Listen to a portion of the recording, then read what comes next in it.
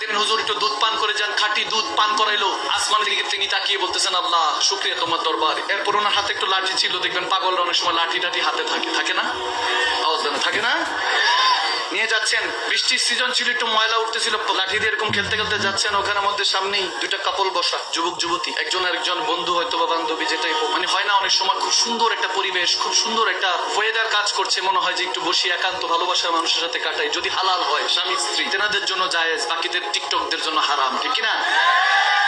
তো যখন তারা এভাবে বসে গল্প করছে, ছেলে মেয়ের দিকে তাকে, মেয়ে ছেলের দিকে তাকে, ওয়েদার কত সুন্দর, বৃষ্টি হচ্ছে, একটা আবহাওয়াটা অনেক ক্রিয়েট হয়েছে, ভালোবাসা, একটা লাভ মোমেন্ট। যখন যাচ্ছে, লাঠির আঘাতে কিছুটা প্যাক ময়লা কাদা ওই মেয়েটার গায়ে গিয়ে পড়লো, জামার মধ্যে। প্রেমিক তো সহ্য করতে পারলো না, দৌড়ে আসলো, দিছে এক থাপ্পড়। নাউজুবিল্লাহ।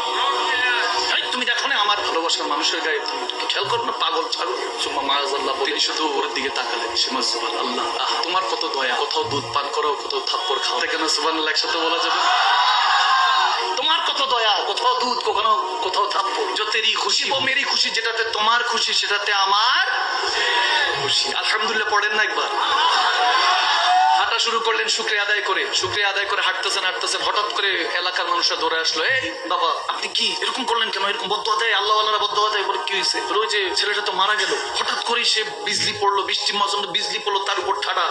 কুল্লু নাফসিন যায়কাতুল শেষ কথা, দ্য টেস্ট অফ ডেথ, মৃত্যুর কঠিন ভয়ঙ্কর নিদর্শন তার চোখে। বলতেছে আপনি কেন বদদুয়া দিলেন? আল্লাহ ওয়ালারা তো বদদুয়া দেয় না। বলে আমি তো বদদুয়া দেই নাই, এটা তো বন্ধুর খেলা।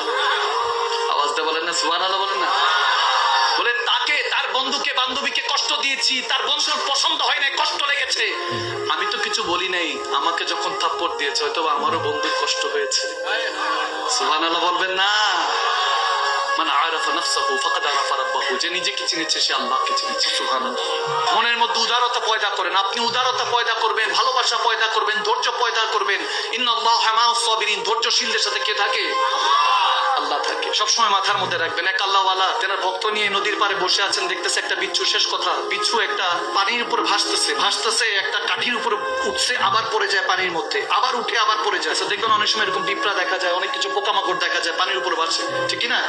পাতার উপর ভাসতেছে। তিনি তো আল্লাহওয়ালা ছিলেন, মাখলুকাতের উপর ভালোবাসা ছিল, তিনি চাইলেন যে ওই বিচ্ছুটাকে একটু কোনোভাবে পারে আনার জন্য, কিন্তু বিচ্ছুর তো স্বভাব টাফ মারবে, আঘাত করবে, বিষ মারবে। তো তেনার ভক্ত দেখতেছেন ওই আল্লাহওয়ালা, ওই বুজুর্গ, যে তিনি ওই বিচ্ছুটাকে উঠানোর চেষ্টা করছেন, বিচ্ছুটা বারবার ডাঙ্ক মারছেন, তিনি সরাই ফেলতেছেন, এভাবে আবার ধরেন, আবার ডাঙ্ক মারে, আবার ব্যথায় তিনি হাতটা সরাই ফেলেন, এভাবে 6-7 বার হলো। তখন ওই আল্লাহওয়ালার ফলোয়ার যিনি ছিলেন, মুরিদ যিনি ছিলেন, স্টুডেন্ট যিনি ছিলেন, তিনি বলেই বসলেন, স্যার সে বারবার কষ্ট দিচ্ছে আপনাকে, কেন কষ্ট দিচ্ছেন? 7-8 বার হয়ে গেলে ছাড়েন না, সেই হালই থাকবে, আপনি উপকার করতে যাবেন সে আপনাকে ঠোকরি দিতেন, ঠিক না?